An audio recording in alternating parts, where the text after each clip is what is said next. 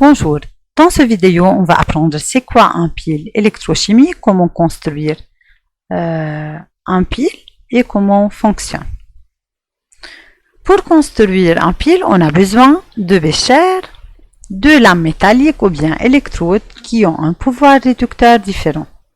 On a besoin d'un fil de connexion, pince crocodile, ponce à lin, lampe ou bien ampèremètre et finalement deux solutions. Dans la première, elle doit contenir des ions du métal 1 choisi et dans la deuxième, les ions du métal 2 choisi. Comment on construit un pile Daniel? Un pile Daniel est formé de deux métals, le zinc et le cuivre. Dans la première béchère, on met une solution de sulfate de zinc, dans la deuxième, une solution de sulfate de cuivre. On plonge la lame de zinc dans la solution de sulfate de zinc et la lame de cuivre dans la solution de sulfate de cuivre. On relie ces deux lames par un fil de connexion à l'aide des pinces crocodile dont on intercale un ampèremètre.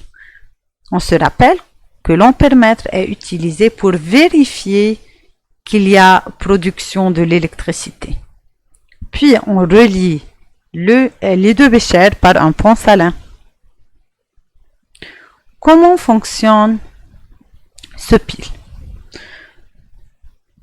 On remarque ici, on a l'anode et la cathode. À l'anode, que se passe-t-il? À l'anode, la lame devient mince. Le zinc solide se transforme en ion Zn2+. Comparez le nombre d'oxydation de Zn et Zn2+. On remarque que le nombre d'oxydation augmente de 0 à plus 2. Donc à l'anode, on a une oxydation. Cela veut dire un perd des électrons. Les électrons perdus migrent de l'anode à la cathode dans le fil de connexion. Les ions Cu2+ de la solution à la cathode gagnent des électrons et devient Cu solide. Pour cela, on observe que la lame à la cathode devient épaisse. Donc, l'anode est le pôle négatif, car la lame à l'anode perd des électrons. À la cathode, c'est le pôle positif, car la lame ou bien les ions de la solution gagnent ces électrons. La masse de la lame de zinc à l'anode diminue, la masse de la lame à la cathode augmente. Dans le ponce à lin, il y a deux ions, des cations et des anions. Les cations migrent vers la cathode et l'anion migre vers l'anode. On va expliquer pourquoi.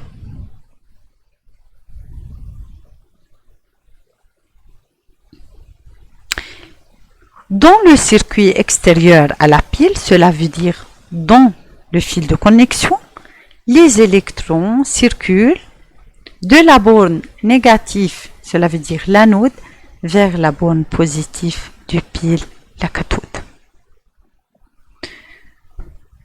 À l'anode, on a déjà dit que la lame de zinc devient mince. Le zinc solide se transforme en ion Zn2+. Pourquoi? Le pile Daniel est formé de deux métals, le zinc et le cuivre. D'après l'axe qui montre l'ordre croissant de tendance à perdre des électrons, on remarque ici que le zinc tend à perdre plus d'électrons que le cuivre. Pour cela, le zinc subit une oxydation et le cuivre subit une réduction. Cet axe nous indique que zinc est plus actif que le cuivre, nous indique encore que le zinc est un réducteur plus fort que le cuivre. Toujours à l'anode, le métal doit être le plus actif. Cela veut dire qu'il a une tendance plus grande à perdre des électrons que le métal du cathode. Le métal à l'anode subit toujours une oxydation.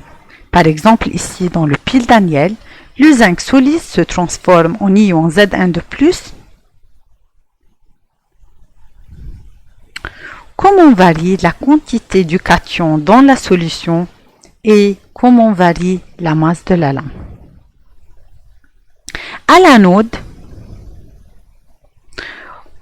on a déjà observé que le zinc se transforme en Zn de plus selon l'équation suivante, Zn flèche Zn de plus 2 électrons.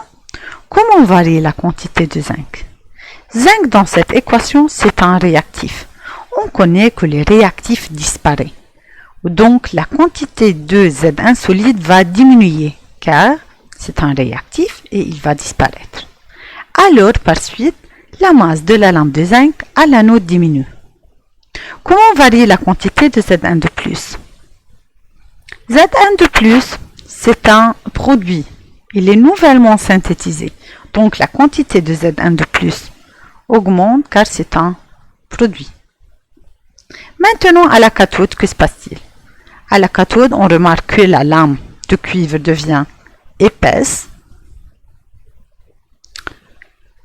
Les ions Cu de plus gagnent des électrons et se transforment en Cu solide. À la cathode toujours, on a le métal le moins actif, le réducteur le moins fort.